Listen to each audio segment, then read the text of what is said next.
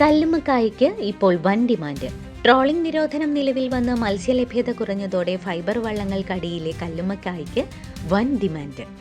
അറ്റകുറ്റപ്പണിക്കായി കരയിലേക്ക് കയറ്റുന്ന ഫൈബർ വള്ളങ്ങളുടെ അടിയിലാണ് കല്ലുമ്മക്കായ വ്യാപകമായി കണ്ടുവരുന്നത്.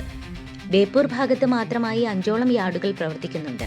ചാലിയം, പൊന്നാനി, പുതിയാപ്പ, കൊയിലാണ്ടി എന്നീ ഭാഗങ്ങളിൽ നിന്നും വരുന്ന ഫൈബർ വള്ളങ്ങൾക്കടിയിലാണ് പ്രധാനമായും കല്ലുമ്മക്കായയുള്ളത്.